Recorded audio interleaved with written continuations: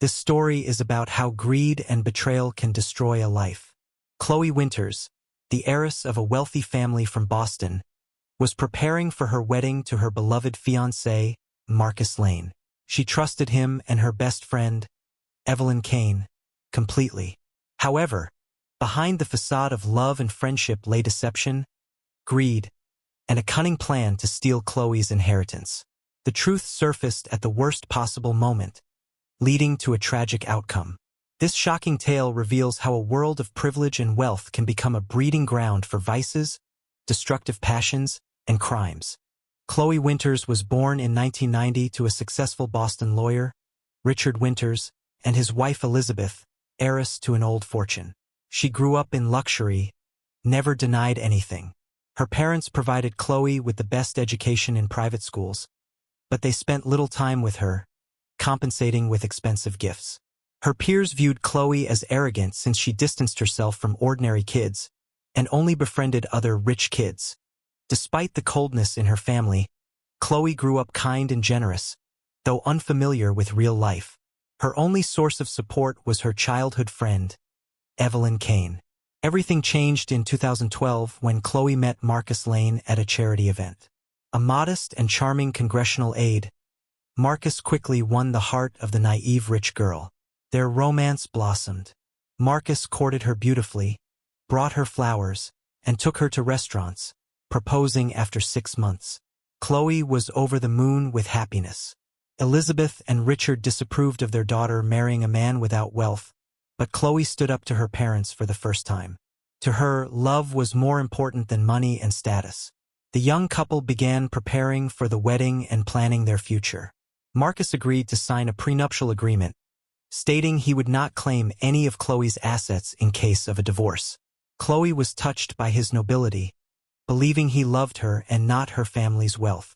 She introduced her fiancé to her best friend, Evelyn, and was happy that the two most important people in her life got along so well. Little did Chloe know what deception lay behind this harmonious picture. Evelyn Kane, Chloe's peer, came from a similarly wealthy family. They had been friends since kindergarten, attended the same school, and spent vacations together. Their parents were members of the same business club and wanted their daughters to be friends as well. But Evelyn was quite different from trusting, sincere Chloe.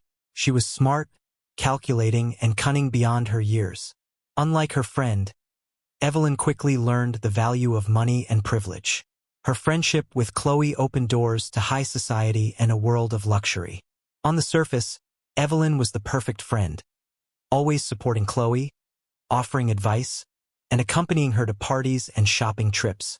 She became almost like a member of the Winters family, with Chloe's parents considering her a second daughter. But behind her caring facade, Evelyn hid envy and secret resentment. Chloe was wealthier, came from a more renowned lineage, and had every chance of inheriting an enormous fortune. Evelyn had to make a lot of effort to keep up with her friend.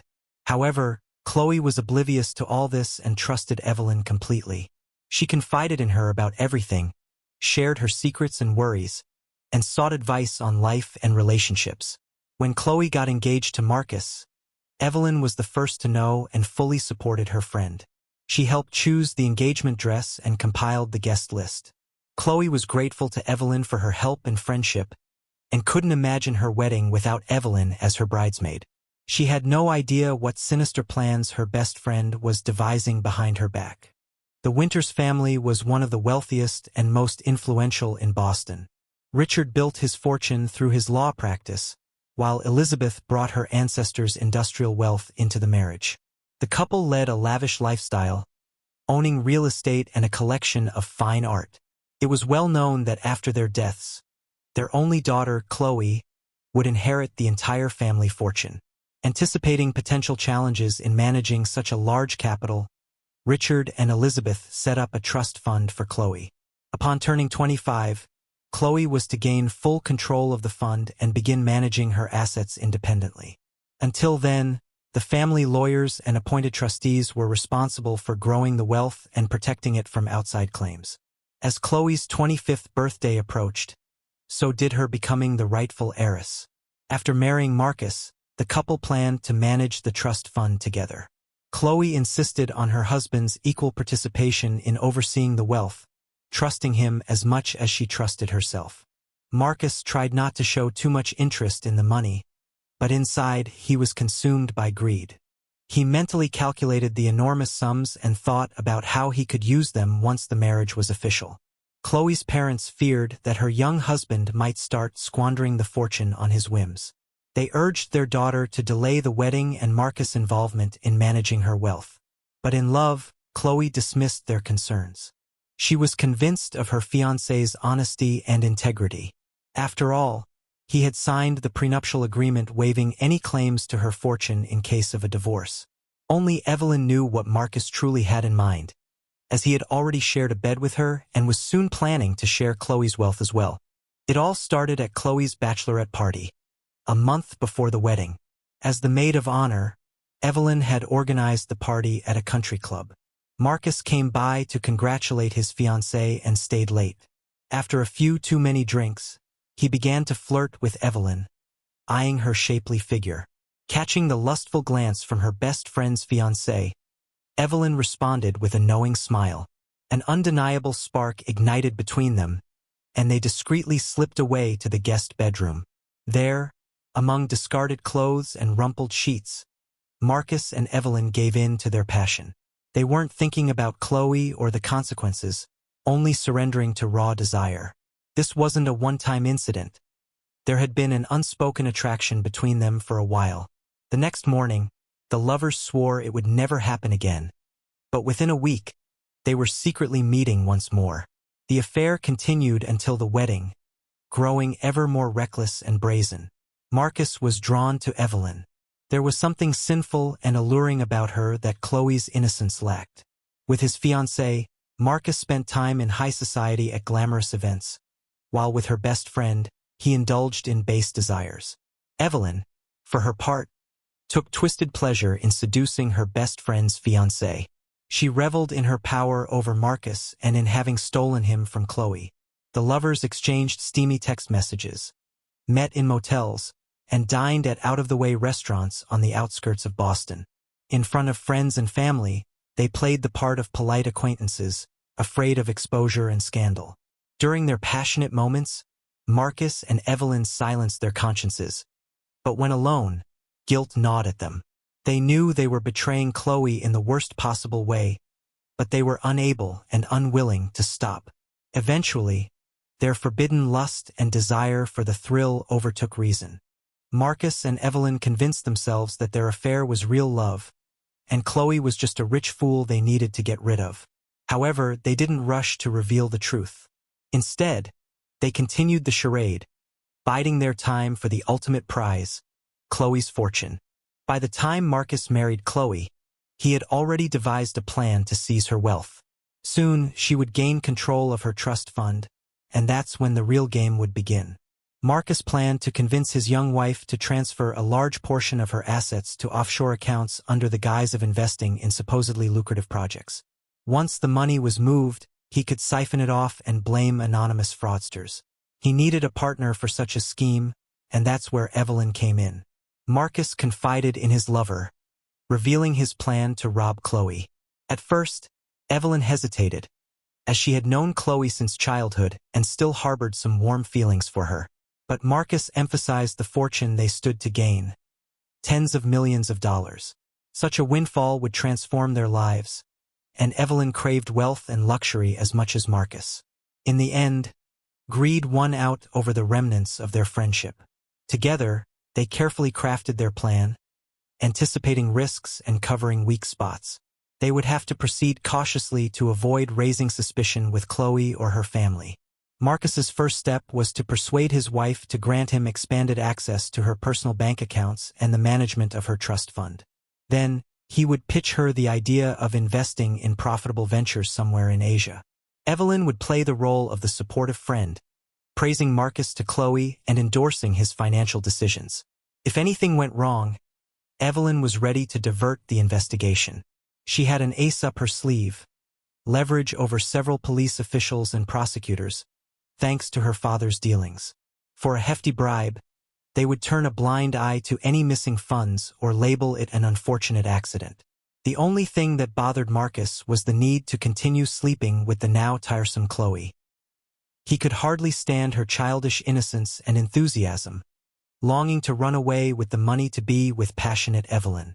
But he had to endure a few more months, playing the role of the perfect husband. As terrible as their plan was, the thirst for money and forbidden love outweighed the voice of their conscience. The first few months of married life were like a dream for Chloe. She and Marcus went on a honeymoon tour of Europe, visiting London, Paris, and Venice. Then came the excitement of moving into a new home and setting up their family nest. Chloe was on cloud nine, trusting her husband completely. Marcus took charge of their finances, sparing Chloe the burden of dealing with them. Grateful, Chloe signed whatever documents he presented without even reading them. But soon, cracks appeared in the idyllic picture. Rumors began to reach Chloe about Marcus. People claimed to have seen him with unfamiliar women in inappropriate situations. She tried to confront her husband, but he denied everything, insisting these were lies spread by envious people. Yet, Chloe felt a growing chill of doubt in her heart. She noticed that her husband often stayed out late, and sometimes he smelled faintly of another woman's perfume. Chloe attempted to confide in Evelyn, but her friend assured her that Marcus adored her and would never cheat. However, Evelyn's behavior had become odd. She seemed flustered and avoided meeting Chloe's eyes. Conversations that once lasted for hours now ended quickly as Evelyn made excuses to leave. Chloe was confused, hoping her imagination was playing tricks on her due to the stress of newlywed life. There were also unsettling signs in their financial matters. Bank statements showed large sums of money being transferred to dubious accounts that Marcus had opened after the wedding. He explained to his wife that it was for investments that would yield a great return for their family. Chloe's father, Richard, became alarmed and urged his daughter to have lawyers investigate Marcus's dealings. But Chloe refused, unwilling to show any distrust toward her husband. Plagued by suspicions, Chloe forced herself to ignore the growing doubts. After all, she had no solid proof of her husband's infidelity or any malicious intent. She wanted to believe that Marcus was acting in their best interest, and the rumors were baseless. Poor Chloe had no idea of the cruel betrayal hidden behind her husband's reassurances and her best friend's smiles. Soon, however, she would face the most devastating revelation of her life. A week before their first wedding anniversary, Marcus informed his wife that he was leaving for an urgent business trip to Hong Kong. He asked her to sign a few more documents to transfer a large sum to an offshore bank, claiming he had a chance to buy shares in a promising company at a great price. Unsuspecting, Chloe signed, trusting her husband. That same evening, Marcus flew out, promising to return in 5 days. But as soon as the door closed behind him, Chloe was overcome with an inexplicable feeling of unease. She chastised herself for being paranoid, but couldn't shake off the nagging thoughts. What if Marcus hadn't left at all and was just sneaking away for the weekend with a mistress? What if he had been deceiving her this entire time? Trying to calm her frazzled nerves, Chloe grabbed a bottle of wine and called Evelyn, but her friend didn't pick up, and this struck her as suspicious. The next morning, Chloe went to Evelyn's house to talk and clear up her doubts. For reasons she couldn't explain, she used her key to enter quietly. From the bedroom came muffled sounds, and her gut told her to leave. But she didn't listen and instead cracked the door open. In that moment, her world collapsed. On the disheveled bed, entwined in each other's arms, were Marcus and Evelyn, Chloe's husband and her best friend. Their clothes were scattered across the floor, mixed with papers. Unable to believe her eyes, Chloe stepped closer. Among the documents, she saw an agreement for the transfer of trust fund assets to an offshore account and a power of attorney in Marcus's name, granting him control over all assets. The final blow was a folder containing tickets to the Cayman Islands in the names of Marcus Lane and Evelyn Kane. The lovers scrambled in panic, trying to cover themselves and muttering absurd excuses. In that instant, Chloe understood the full extent of their betrayal. Marcus had never loved her. His only goal was the money. And Evelyn had pretended to be her friend from the start, just to swindle the naive heiress. The pain and fury scorched Chloe, the room spinning before her eyes. The last thing she remembered was grabbing an ashtray and lunging at the cheaters with a scream. Chloe woke up in the police station. It turned out that, in a fit of rage, she had inflicted serious injuries on Marcus and Evelyn with a blunt object. They were now in the hospital, and Chloe was facing charges of intentional grievous bodily harm. The outcome of their love triangle might have seemed absurd if it hadn't been so terrifying. During interrogation, Chloe told her side of the story. The tale of a cheating husband and a deceitful friend, who had conspired to rob a naive wealthy woman, sounded like a soap opera plot. The police officers sympathized with Chloe, but they couldn't release her until the investigation was complete. They still needed to question Marcus and Evelyn and examine the documents seized during the search. The investigator promised to get to the bottom of the truth. Evelyn was quick to backtrack and blamed everything on Marcus. She claimed he had devised the plan to steal Chloe's money and had forced her to participate through threats and blackmail. In truth, Evelyn loved Chloe like a sister and never wanted to hurt her. She repented for what she had done and begged Chloe for forgiveness. But no one believed her. She had played the victim too well. Marcus, on the other hand, was only concerned about his own future. Once he recovered from his injuries, he denied everything and pinned the blame on Chloe. He claimed that his wife had lost her mind out of jealousy and viciously attacked him and Evelyn, who were completely innocent. Marcus demanded that Chloe be declared insane and committed to a mental institution. He called the documents transferring money fake and the offshore transfers simply a failed investment. The investigation reached an impasse. It was Chloe's word against the testimony of Marcus and Evelyn. The police hesitated to press charges, awaiting the results of forensic tests and the discovery of new evidence. Despair overwhelmed Chloe. Her parents supported her as much as they could, assuring her that the truth would prevail. But their daughter seemed to have lost her will to live. She couldn't come to terms with the betrayal of her husband and best friend. How could she have been so blind to trust them, missing all the obvious signs of deceit?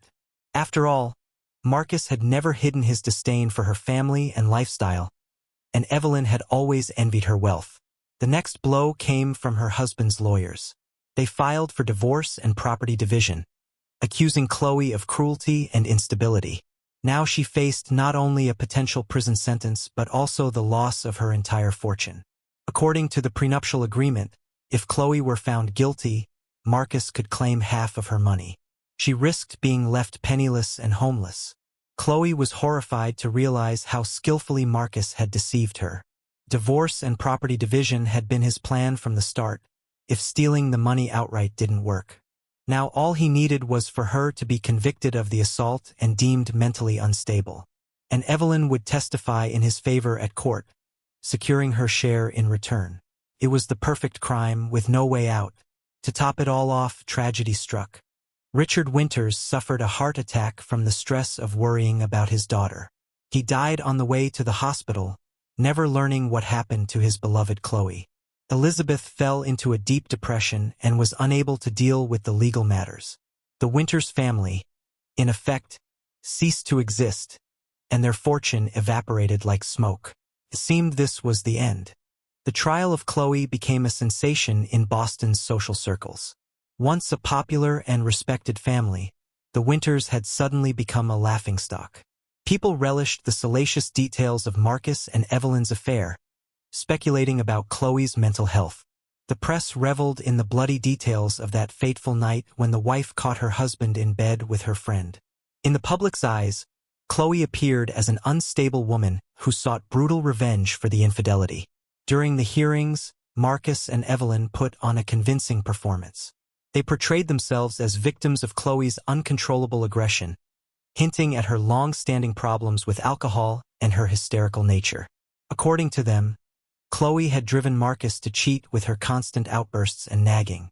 Evelyn, they claimed, was only trying to support a friend in a tough situation, but Chloe, in a jealous rage, attacked them.